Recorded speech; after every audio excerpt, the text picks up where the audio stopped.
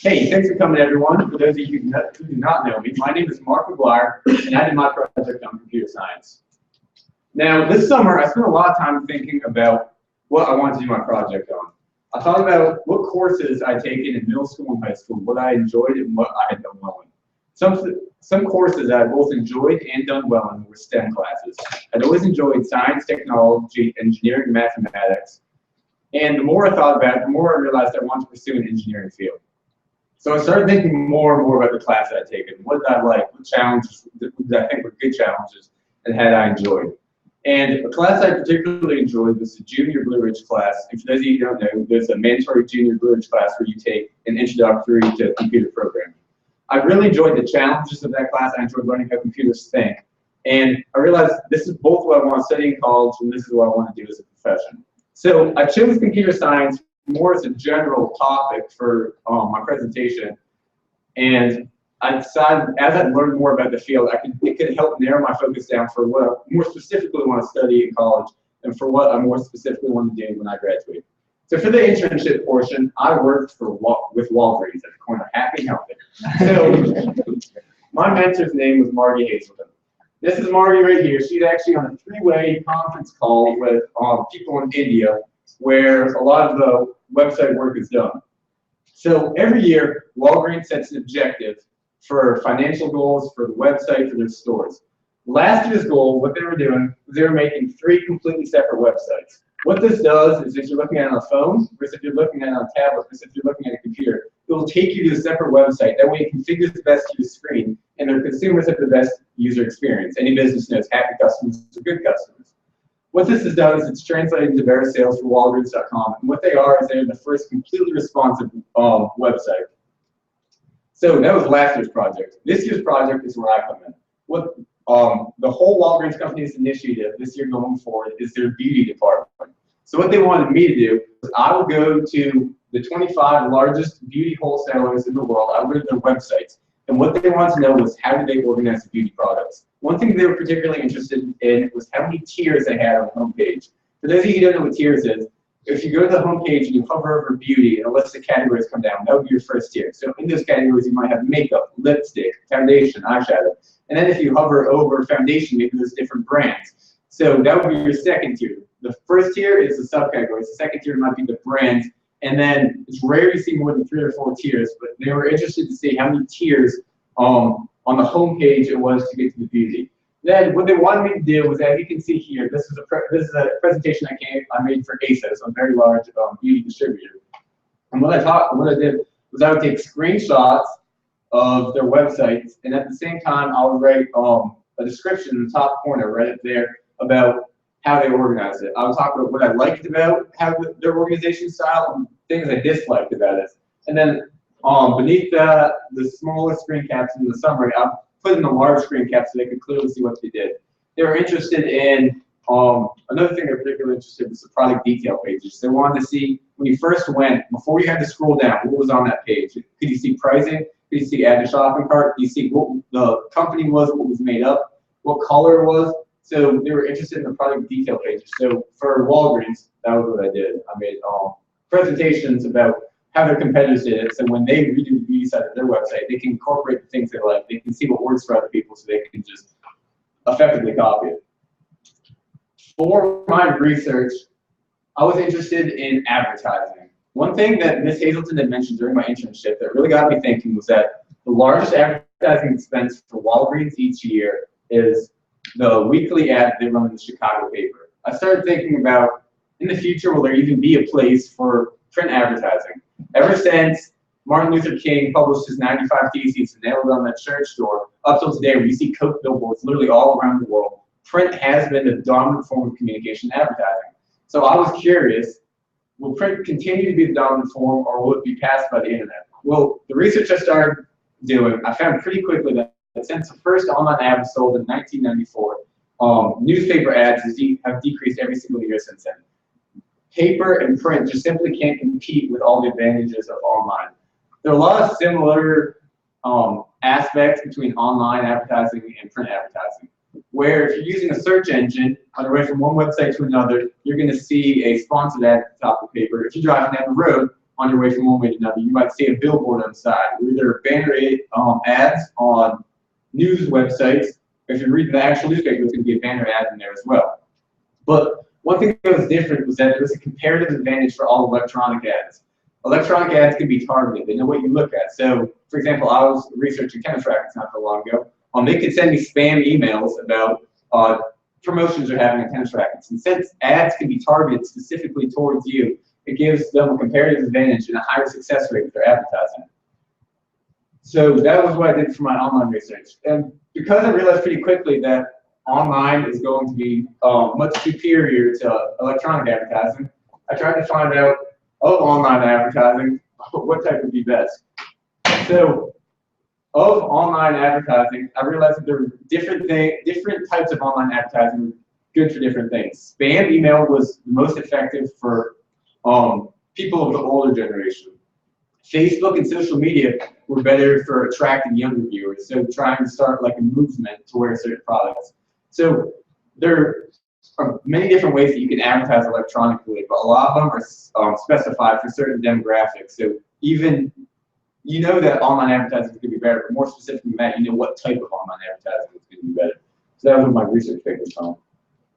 For my community service, I paired with the Gucci Christmas Mother. For those of you who don't know what the Gucci Christmas Mother is, it's an organization that ensures everyone in Gucci has a good Christmas. It helps impoverished families through donations and by taking gifts. And what they'll do is they'll make sure people have warm clothes at Christmas time. They'll make sure they got a meal. And they'll make sure if the family has kids, the kids have presents open on Christmas morning. I love the idea of the Christmas Mother, but when I went to their website, I realized it was kind of dated and not very user-friendly. So I emailed my mentor, Ms. Diana Gordon, and asked her if I could update the Christmas Mother website. She was very enthusiastic. She got back to me right away. And then what she said was that she was just elected the board member, but she would get me in contact with the correct people. So she sent me the email of the person who currently ran the website, and I started talking to that lady. She sent me the passwords to the website, and using a program called FileZilla, I was able to download the website so I could begin making edits. But there was an issue.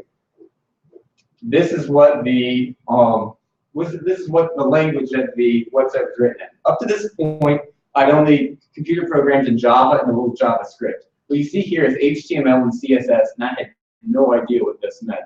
Now I know that this is making a table, but I didn't know any HTML or any CSS at this point. But what I did have was last year in Blue Ridge, the administrators had given us a Code Academy account. And for those of you who don't know, Code Academy is an online website where you can go on and you can take tutorials and you can learn different languages. So in a combination of Code Academy and checking books about CSS and HTML at the library, I was able to begin making sense of what languages was written in so I could manipulate it. So this is a picture right here of me working on the website. You can't really see it because of the computer, but that's the Christmas Mother website. And I'm making edits. So initially what the website looked like was this right here, and this is what it changed to. Admittedly, it doesn't look like huge changes, but everything you do on the computer, it's tedious, and then there's always a bunch of side effects you have to take care of too. Some of the bigger things that I did that like, the most noticeable will obviously be the background. The background, I feel like it makes the site more inviting, and it makes it a better experience for the user. Another thing I like that I did, you can't see it here because it's just one screen cap, but as you scroll down the website, the font sizes were all sorts of craziness. Sometimes the font sizes were 12, other times the font sizes were 72. So I made the font uniform, so it helped unify the website and bring the whole thing together. I feel like the significance of what my community service was can best be described in the following quote. Mark, how can I ever thank you enough for all that you've done to improve the Christmas Mother website? It's so much better and it's definitely easier to navigate. I'm thrilled that you came to me and asked me to upgrade it. On behalf of the Christmas Mother board members, we sincerely appreciate all the time and effort you put into making this site much more accessible and attractive.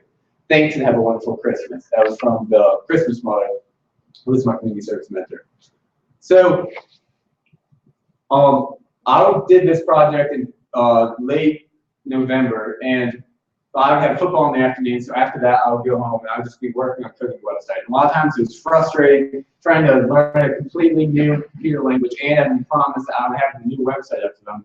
So it was frustrating and it was difficult at points, but once I got this email, it really made it worth it for me. And I feel like this is both the significance and the legacy of my project, because Now, for years to come, people can just go onto the website, and it's very easy to donate, and so it'll help more people have a good Christmas. The significance of this project for me personally, though, was that it helped me realize what direction I want to go in computer science.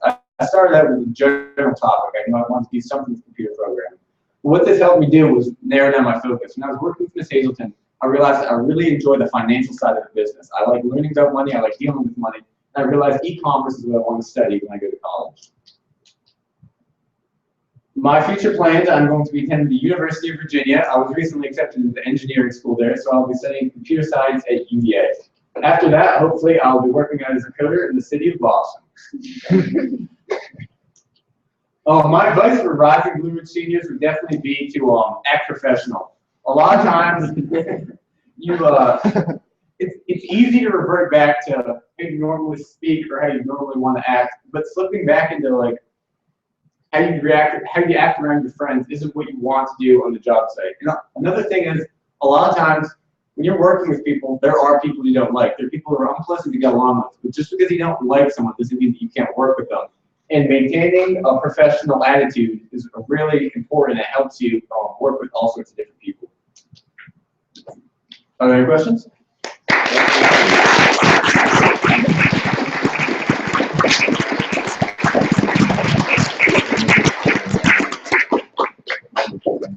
Brandon. There's been research done into how online advertising is just so much. We see all the time. It's creating a generation of people that are almost immune to online advertising. Do you think there'll be a resurge in print advertising because of this? Wow, that's actually a great question. So I actually read an article about this, and something that has come out is it's called banner blindness. When you're reading the website, you don't need to look at the banners on the side of the page.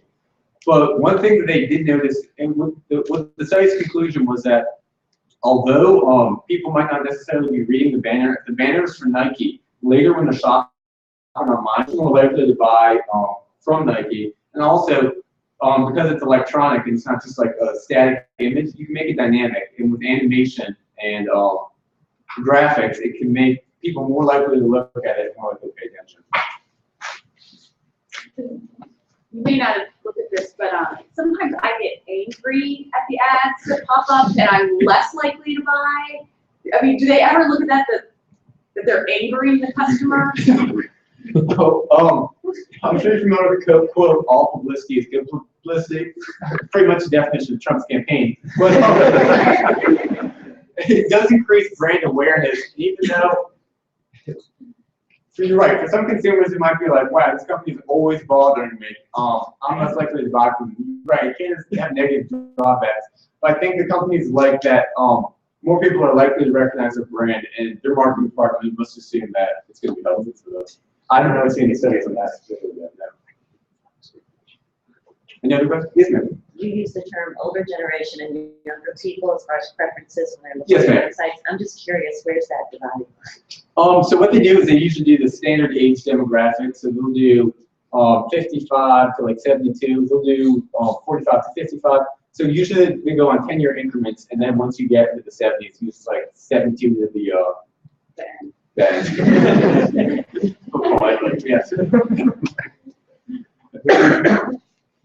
All right. Thanks everyone who came to the presentation, and that's it.